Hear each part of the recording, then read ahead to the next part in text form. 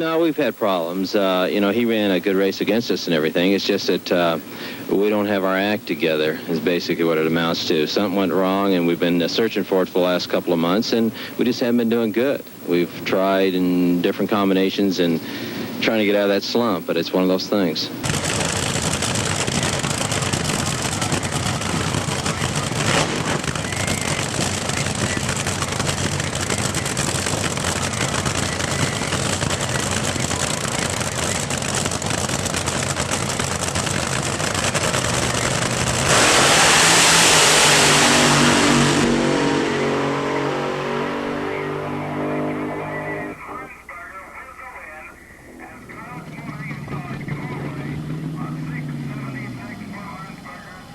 Minutes before going into the semifinals, Shirley Muldowney is relaxing in her truck. Shirley, are you really relaxing or are you psyching the opposition? Little of both, but I'm just trying to stay away. The people are very interested, and they've always been great fans, but I'm just trying to just have a few minutes for myself. I don't want to make any mistakes, Chris.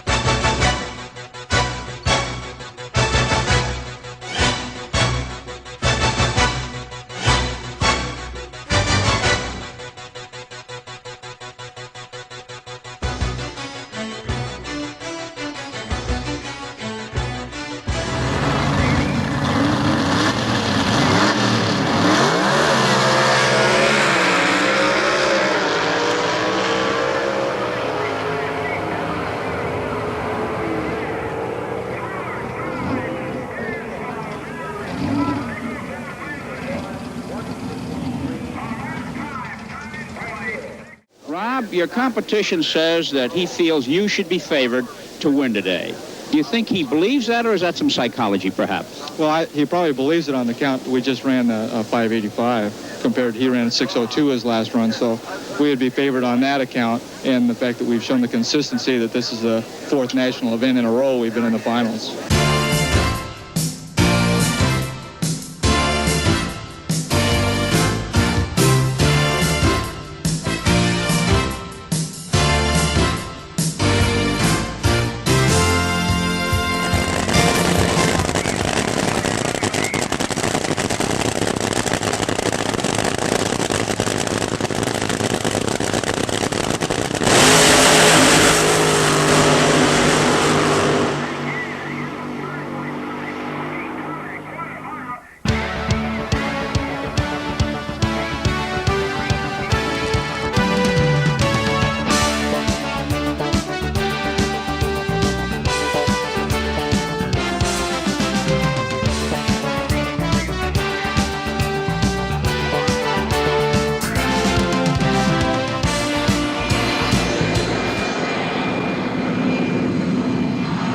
David, boy, that is hot.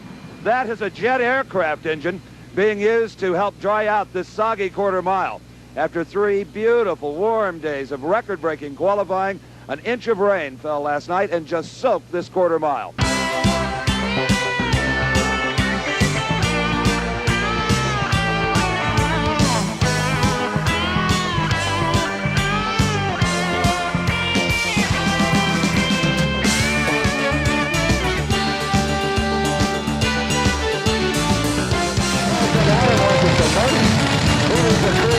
At the other end.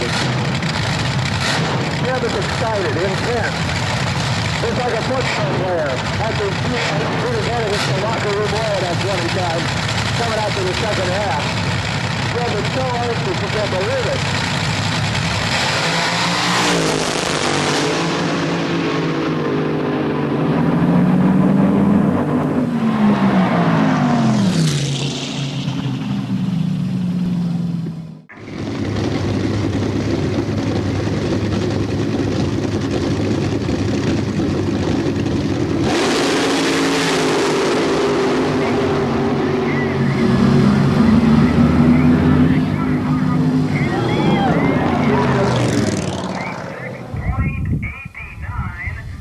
think the track's going to come around, or you're going to have to adapt to it? I think we're going to have to adapt. It's a little tricky. I was thinking it's a little better, but we hopped her up a little bit, and she wouldn't take it. So I guess we're going to take a little more back out of it.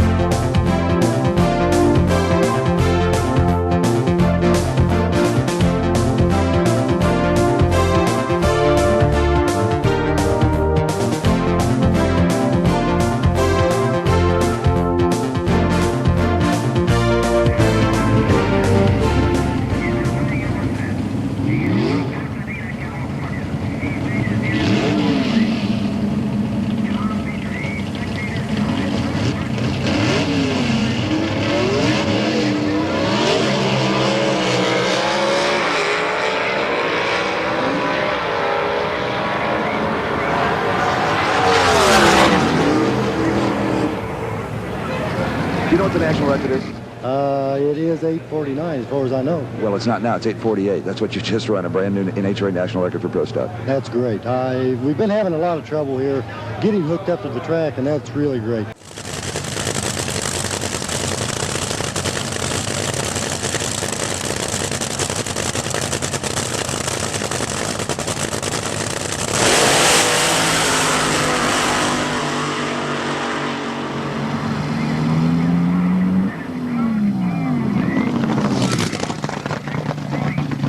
Now I can give you some good news. Your elapsed time is quicker than Bill Pryor, so you'll have lane choice. Do you think that's important at this point? I assume that it is, because we really smoked the tires that time. I drove about 3 miles on that run, so it. I don't know what we have to do, but we'll make our decision when we get up there. We'll watch funny cars very closely.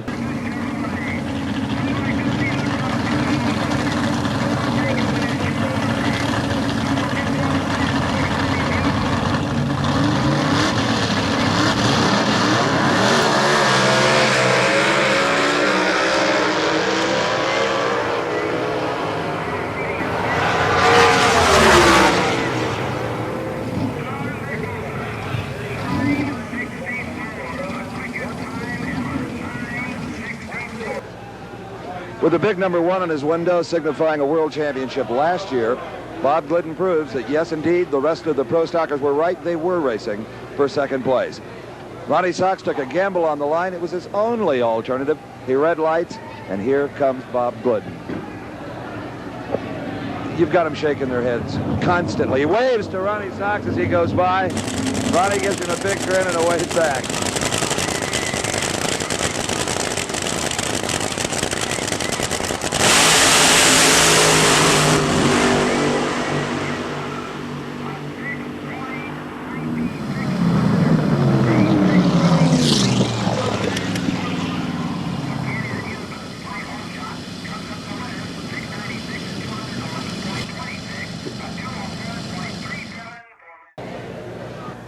When it's your day, it's your day.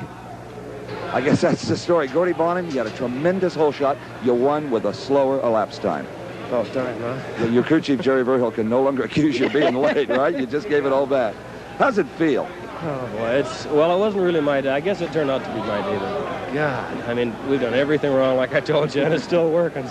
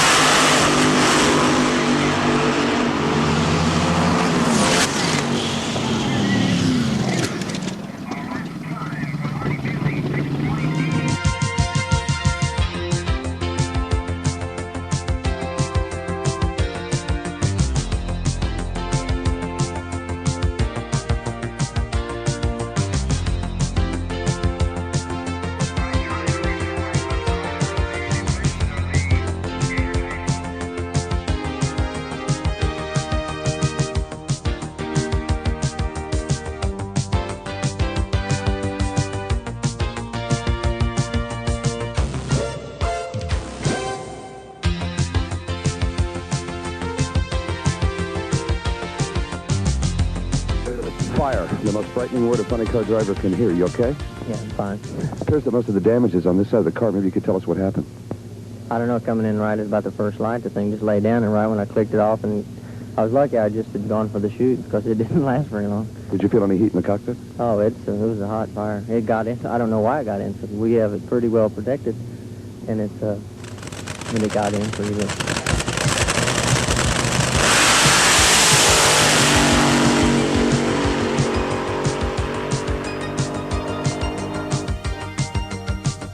It looked easy. It was easy. My fellows do such a good job. They make it easy for me. They make me look good. It did an extra long burnout, and I came off the starting line with a rather low leave, give the car a chance to do its thing, and it got out there. We put the biggest tire Goodyear makes on it. It shook a little bit, top end of low gear, 100 pounds oil pressure in the lights. I knew it was going fast, and I knew it went quick. The nemesis of all outdoor drag racing events, and that, of course, is rain. The rains came early in the morning, slacked off towards midday, and the NHRA crew went to work, almost had the racetrack dry, but the rains started once again, the crowd patiently waiting in anticipation of a great race, as is evidenced by that fine 5.98-second elapsed time in qualifying by Shirley Muldowney. But the wait was to no avail. The race had to be postponed.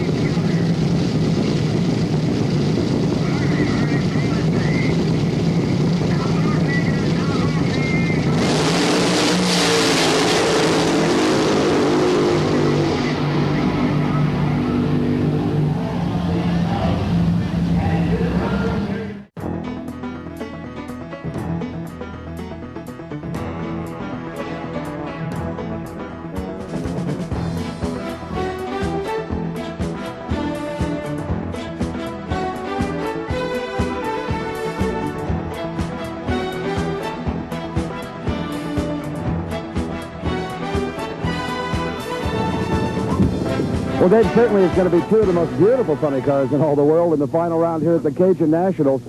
Kenny Bernstein's Chelsea King out of Texas and from California. In his rookie year on the Pro Tour, he's been drag racing on the West Coast for a number of years, but the first time with a really quality operation is John Force. And I'll tell you what, when he gets the helmet off, it'll probably be full of adrenaline. These guys have worked hard. John Force, did you think it was possible? The final round of national event. Can I say, the Lord's with me here. I'm digging that. He, I guess, Brake didn't fall with Raymond there, and they fell with me, and I'm going to put Wendy's right in the winner's circle on this next one because she ran good, and she shook just a shade, but she was making it. She's ready to run. Okay, you didn't get lane choice, so Bernstein ran a little quicker. Is that a factor, do you think? It could be a factor, but I think when the Lord's rolling with you, it's rolling. I'm going in that final round. On a hot roll, John Force.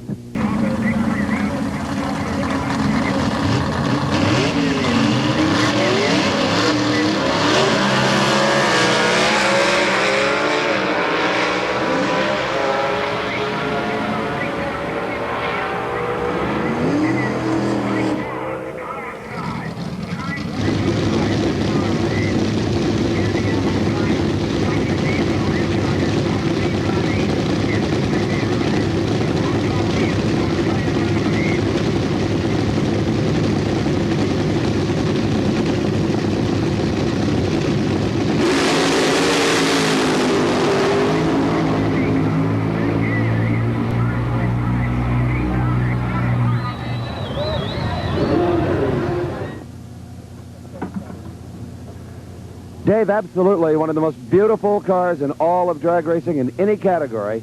finds the winner's circle here at the Cajun Nationals. Its owner, its driver, a businessman racer, Kenny Bernstein, making his first visit to glory NHRA style. Many, many years ago, he raced as far as runner-up, retired from racing to become a very, very successful restaurant and bar owner throughout the Southwest. Congratulations, Kenny Bernstein. Just great. Just super. Were you a little sick there for a moment when Force was out in front of you? Well, yeah, you know, the car left pretty good, and then it seemed to get the tires loose again, and I was wondering for a second we were going to get back around him, but then she took off, and I don't know what happened to him, but we're here, and that's what counts. Well, congratulations to you. You've brought a lot of class to this sport. Not only your race car, but your transporter. Everything you do seems to have that touch of class and polish. Well, that's a super compliment, Steve, from you and anybody else, and I really appreciate that. We like to do it that way. We think that the sport deserves it, and we think, just like I did 5 years ago when I quit, if I couldn't go back into it first class and really do it the right way, I just wouldn't do it, and I appreciate the compliment because it makes me feel great.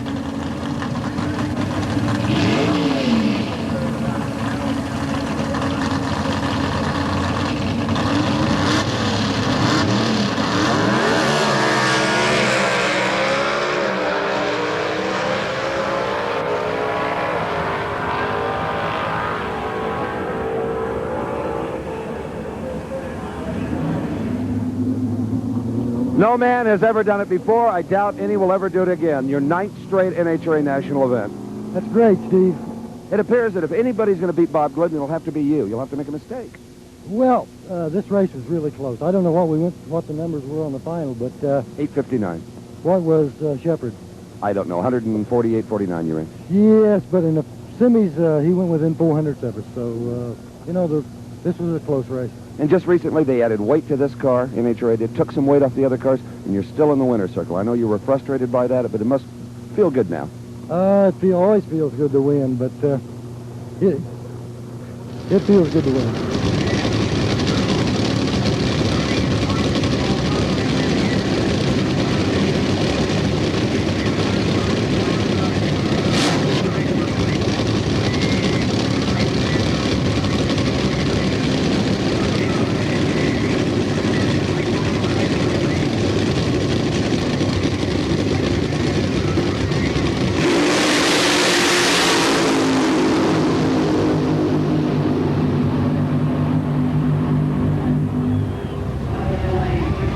Brown bailing out of the over-the-hill gang car, Dave.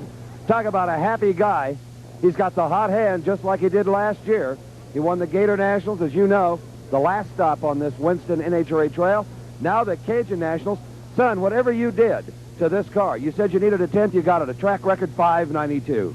Well, as I told you before, the Overhill gang, Bill Schultz, had it like a Swiss watch all day. We made the necessary things that we needed to do to the car. They worked. The car felt fantastic. This is, you know, it doesn't mean much to spectators, but it's the 15th consecutive run without the heads off it, and it's the greatest thing in the world, and I'm extremely pleased. You nailed her on the Christmas tree. Well, I had to do it. She had a 10th on me, and Bill told me he'll give me a 10th, but I have to give him a half a 10th, so that's exactly what happened.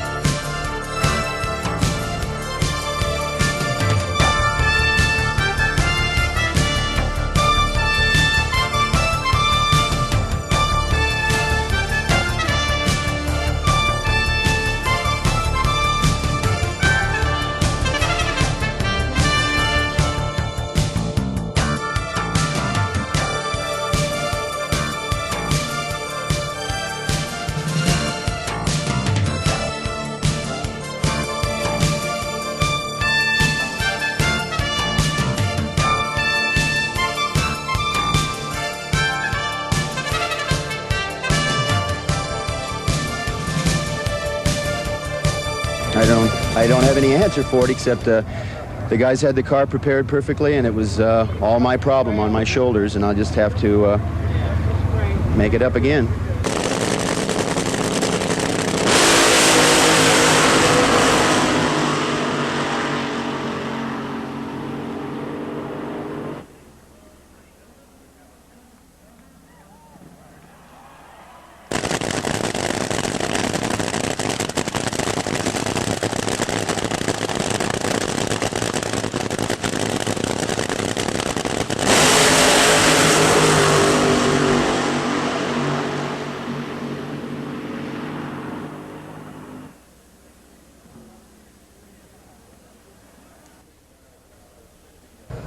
Don, it's been kind of a tough week, but you got this far. How do you feel about it? Well, you know, I'm just lucky to get this far. We've really been struggling, and, you know, what can I say? Sagrini run good, and the show's over.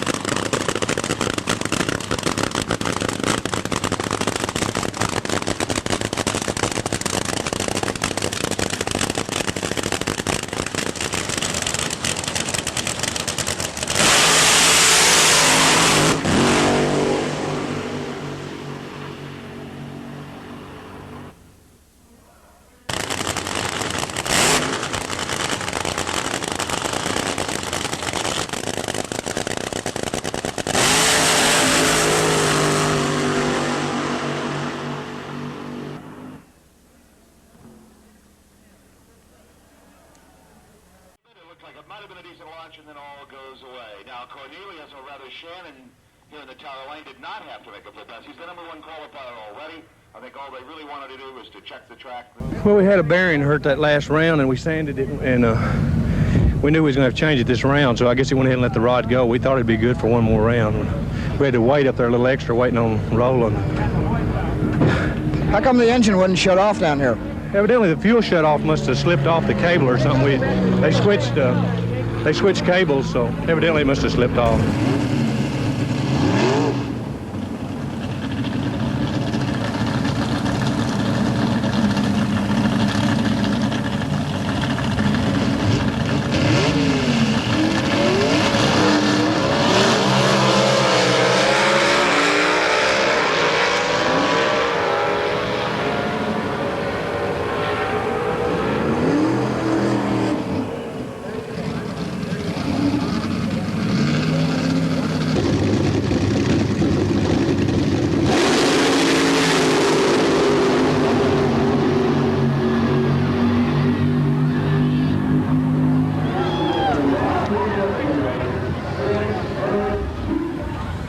.649 wasn't the quickest run that was made here this weekend, but it was good enough to win. What kind of trouble did you encounter out there? Well, towards the afternoon, of course, like we said before, the heat of the day makes the track get somewhat slippery, you know, and it makes it hard to make horsepower.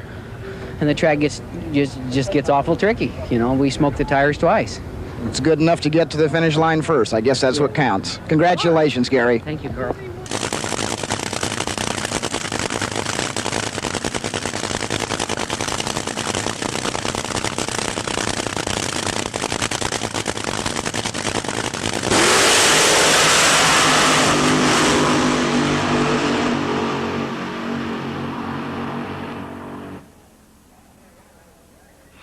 .611 at 237 miles an hour. Looks like the spare engine works just fine, Don.